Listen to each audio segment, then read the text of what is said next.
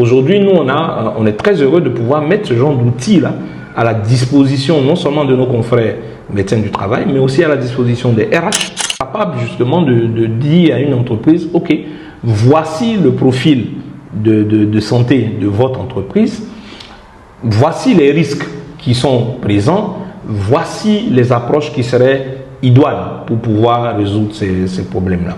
L'autre élément qui est très intéressant, c'est que, comme je le disais, ces adéquations et ces connexions ne sont pas vraiment faites.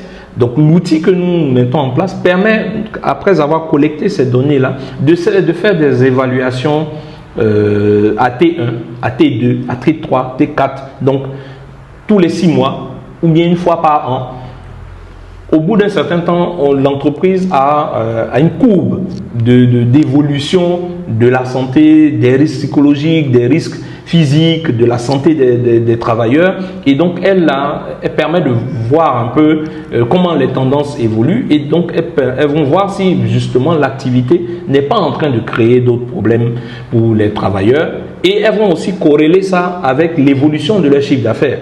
On va voir un peu justement, mais si on voit qu'il y a beaucoup de problèmes de santé et qu'on regarde aussi et qu'on voit nos chiffres d'affaires qui baissent, ça veut dire véritablement que c'est parce que les gens sont en train d'être malades que le chiffre d'affaires baisse. Et donc, il faut trouver une adéquation pour permettre à ce que les gens aillent mieux. Et donc, quand les gens vont mieux, forcément, le chiffre d'affaires évolue dans la même direction.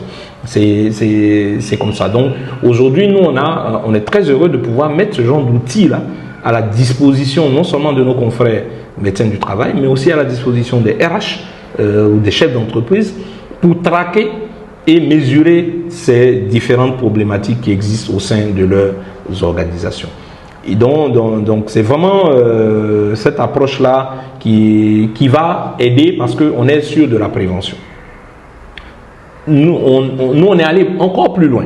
Parce qu'aujourd'hui, on a déjà commencé à intégrer un outil d'intelligence artificielle qui, au fil des analyses qui vont être effectuées, tant à l'échelle individuelle, puisque quand on fait l'enquête, par exemple, c'est chaque employé de l'entreprise qui répond. Donc, on a les données de l'individu, mais on a les données agrégées, qui sont les données globales de l'entreprise. Donc, l'employé peut avoir lui-même son dashboard de santé depuis qu'il est dans l'entreprise, tout comme l'entreprise a le dashboard global de ce qui se passe. Et donc, les mesures de prévention vont être à la fois des mesures individuelles et des mesures collectives au sein donc de cette entreprise. Le troisième aspect qui est non des moindres, c'est que derrière cet outil digital, nous on fonctionne vraiment avec l'approche médicalisée, comme on dit. Enfin, on va dire l'approche du médecin.